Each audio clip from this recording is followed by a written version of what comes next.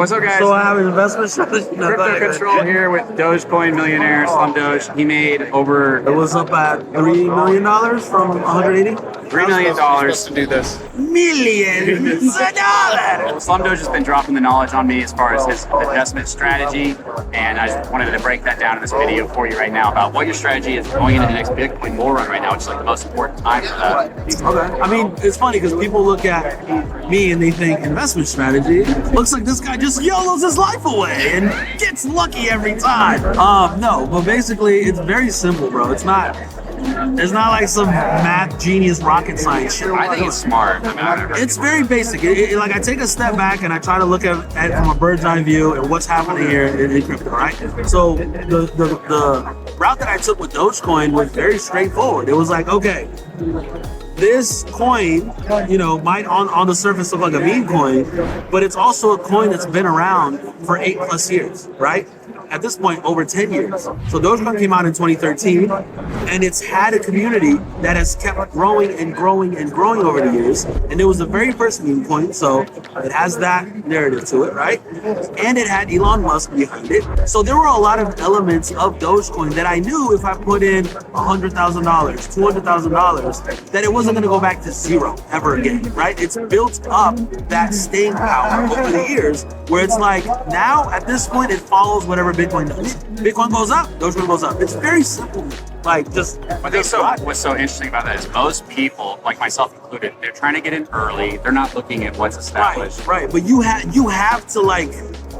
My biggest advice is save up as much as possible, so you're not sitting here gambling with $100 with 1,000 in the bank. That's not what I'm doing right now. You can't do that because here's the thing. 99% of the time you're going to be wrong, because out of these projects you invest in, the only ones that are going to do 1,000x are going to be projects you get in at $1 million market cap, 5 million market cap, right? And you're hoping, praying it goes to $1 billion, and you have no way of knowing if it will or not. You don't know the team behind it. You don't know what the intentions are. You don't know how much coins they hold, supply. You have no idea. So you're literally throwing shit at the wall and hoping something sticks. That's what I'm doing. Instead of looking at it from a more objective standpoint where you're like, okay, this project, for example, Pepe, has shown and proved that it has a strong community, that it has staying power, that it's been around long enough that you can look at it and say, you know what?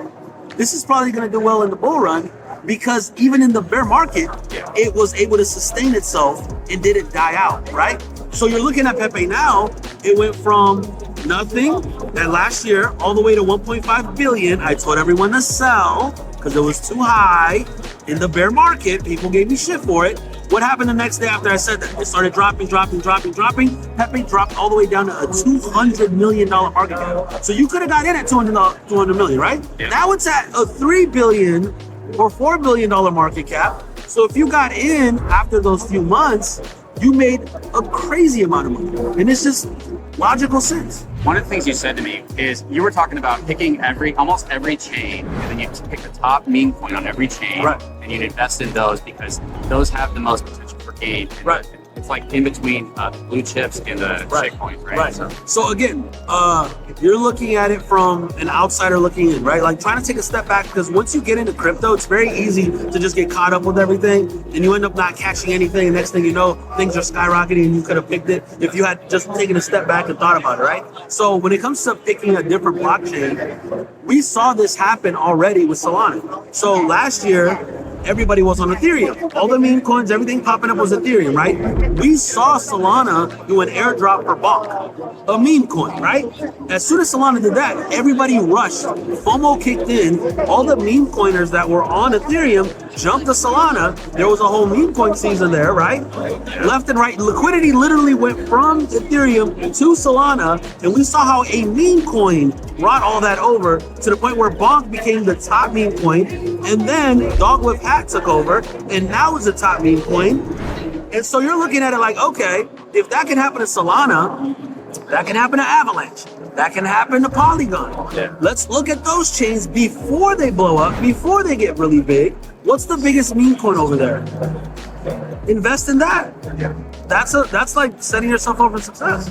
Yeah, that's why I think it's such a smart strategy. You know what I was thinking? I was like, this feels like a strategy like you were talking about. Right. If you don't have a lot of money, it's shit coins is like your best bet. Right. You could also take this strategy and you just aren't going to have as big a gains. You might be putting like, instead of putting, you just drop like 300 grand. Right. You could just drop like even $500, $1,000 here, but take the same strategy. Right. And if you want to follow Slum's plays, you can subscribe, right? And you're giving out your plays. Right, of course. You can subscribe to me on Twitter, prothedoge, PROTHEDOGE, or my YouTube channel, the Dogecoin Millionaire. I did the same thing with Tesla, bro. Before meme coins, before crypto, I was in the stock market. I was all in on Tesla without thinking that's what I was doing.